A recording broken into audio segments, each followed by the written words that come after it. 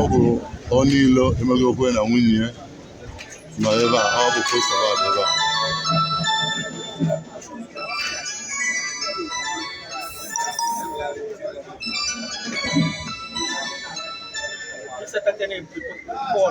Hello?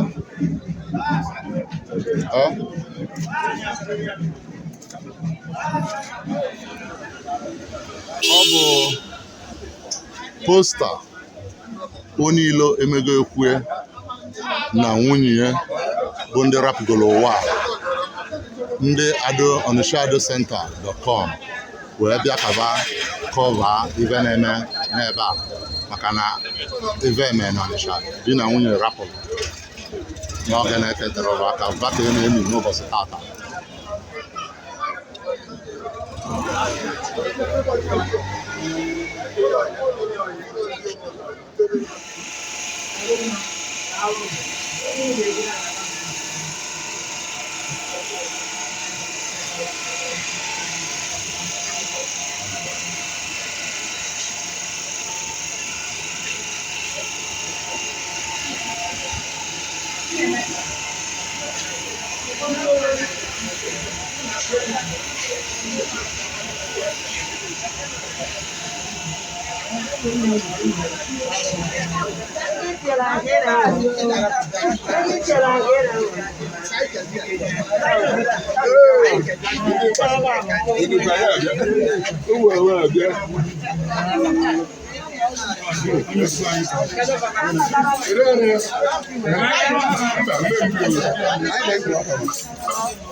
Ndị ụmụọma ndị otu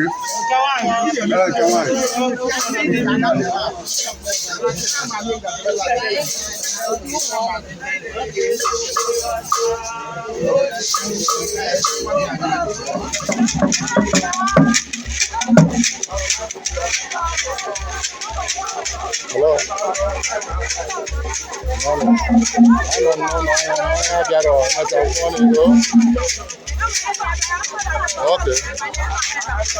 Okay.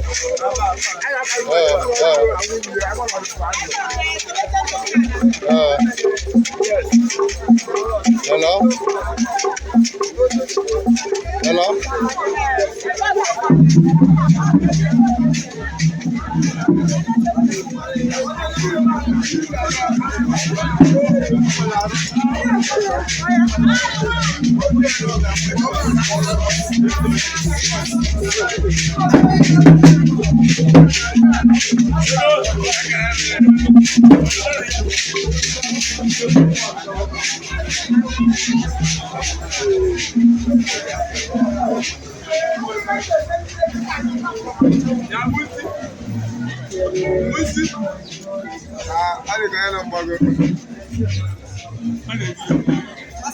Ọ bụ diọkpa na-akpụ ozu ka a nọ na nke ya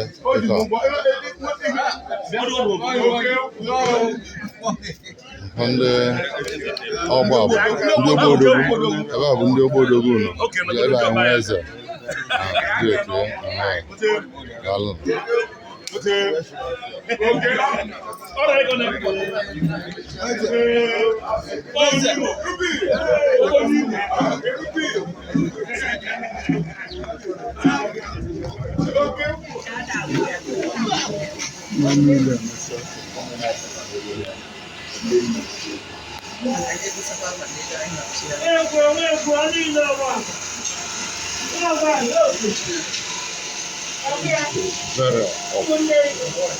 Onye ilo emego okwe na nwunye ya were very today at Obawa village.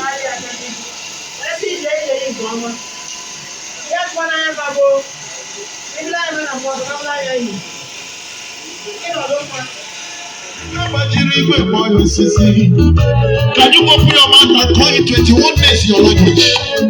Call it 21 days in your language. Yeah, Lion of Judea. When you could not buy a sheep.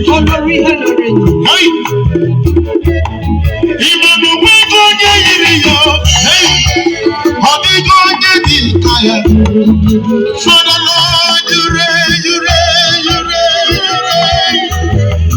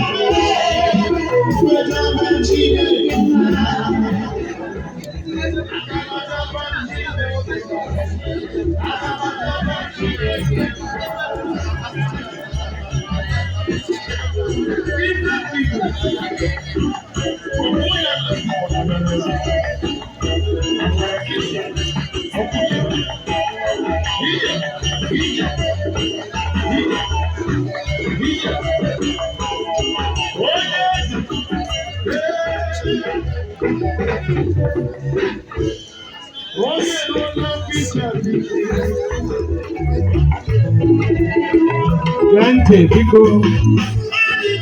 Anyị chọrọ ka ụmụ ya na ndị niile o metụtara ka ha were ọchị tupu anyị ga-eji bido ekpere a. Biko.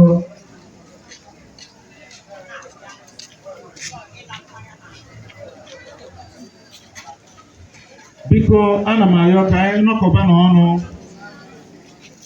Nwere ife bụ alụ. To God of glory. Hallelujah. Hallelujah. Bịanụ ka anyị nọkọba. Ọ bụ ozu di na nwunye ahụ bụ ndị Mr. Emegokwe na nwunye ya ka a dọbara n'ọnwụ. Yes. Let's gather together for the mass, please. Hallelujah. The Lord is good. All the time. Anyị ga-achọ ịfụ ụmụ ya. They'll be well seated here.